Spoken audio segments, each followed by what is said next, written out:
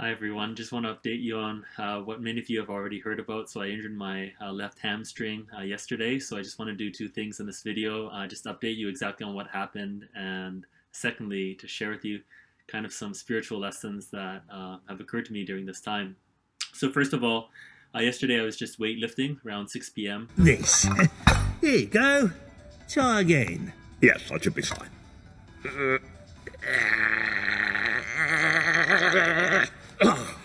Well, let's try this.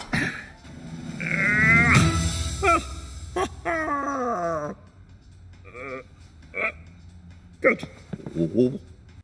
And I heard a snap in my left hamstring. I was lifting some heavy weights, and it's called a stiff leg deadlift.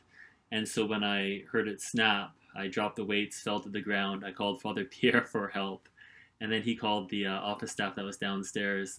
Catherine, Anthony, and Annie came up to help me. We iced the leg, called the paramedics, and then they came, put me on a stretcher, and then I went to Richmond General Hospital.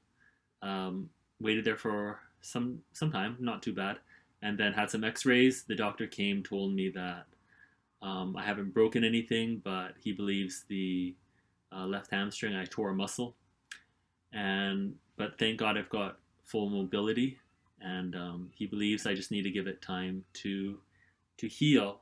So I'm actually very blessed right now. I'm just staying at my mom's place where it's just easier to move around and also less stress. And yeah, I will just continue just to rest, reduce some work. I'm going to go see probably a sports medicine doctor just to make sure exactly what's going on, get a bit of a deeper maybe analysis so that I can heal and then get some proper physiotherapy. So praise God. That's kind of what's happened. That's where things are at. Here are some of the lessons that have occurred to me in the past 24 hours. Number one, honestly, my mind goes to those who live with chronic pain and who are very frail and fragile. And so I think our hearts should always be attentive and compassionate to people who really live with pain. This is really nothing compared to what most people they go through. So I hope we can all reach out and show more awareness to those who are constantly living with pain, and I'm sure some of you are.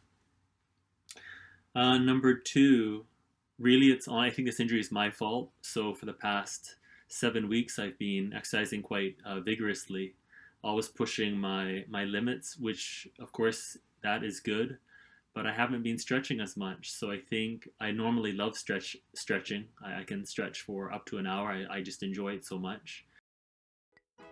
But I haven't been. So I really see it as this injury as my own fault. And so we really have to take care of the beautiful bodies that God has given us. And I hope we can all learn to take better care of our body. Number three, I want to thank particularly Anthony.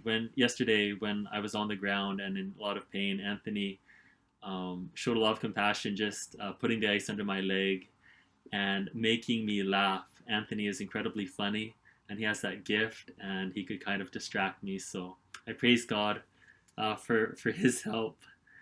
Number four, when I was on the stretcher, it's the first time I've been on a stretcher before.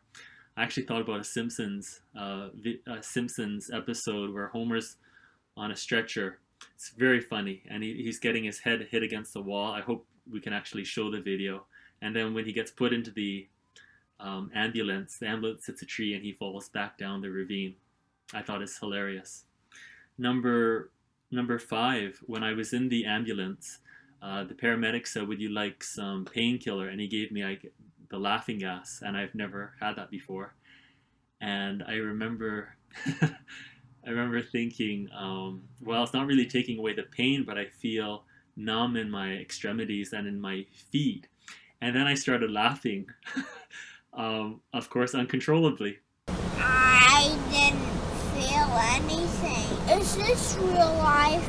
Okay, now I have 2 fingers.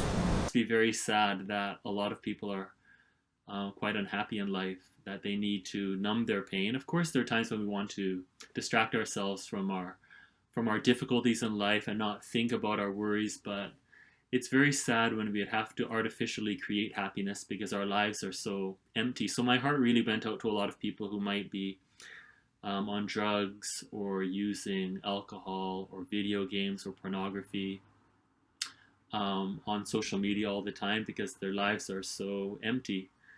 And so I'm really praying for people. And I remember also thinking that when I was kind of laughing so much, I don't want to lose my rationality. So I tried my best just to, even though it's kind of funny, to stay level-headed, because rationality is one of our great gifts, because rationality is the gift that allows us to love, allows us to choose what's good. Number 6, it's very important to know how to pray when we're in pain. So it's one thing to pray when we are feeling good. It's another thing to pray when you're in pain. So at one point we were gathered when I was on the ground. We were trying to pray the rosary, but it was very hard to concentrate at that moment. So St. Francis de Sales, who's extremely practical in the spiritual life, he says when you're sick and in pain, don't do your discursive meditation. In other words, don't do a prayer that uses heavily the mind, because it's very hard to concentrate. So the prayers that were most useful for me at that point were repetitive prayers. So I would keep on saying things like, Jesus, I love you. I'd repeat that over again. I love you so much. I'd pray, whatever you want. I kept on praying, thy will be done, because God has a great plan through the suffering. So various prayers like that, offering it up for other people, just saying, Jesus, the love that I'm trying to choose right now while I'm in pain, I'm just going to offer it up for people who are far from you, that they can come to know how much you love them. Number 7, being kind to other people. So I thought it's critical when I was with the paramedics, asking how they are, trying to love them, trying to evangelize. One of the paramedics was a fallen away Catholic, trying to, make a bridge of trust, because I love them to encounter Jesus. When I was in the hospital with the various staff, trying to bring Jesus' love to them. So I think there's always an opportunity to do that. And finally, just want to thank everyone for your prayers and for your love. It's a miracle I can walk and actually put pressure on my leg. It will take a lot of time, but God's will be done. God is so good, and that never changes. Even when we suffer, he is so good, because he brings good out of evil, and he uses suffering to make us more like him.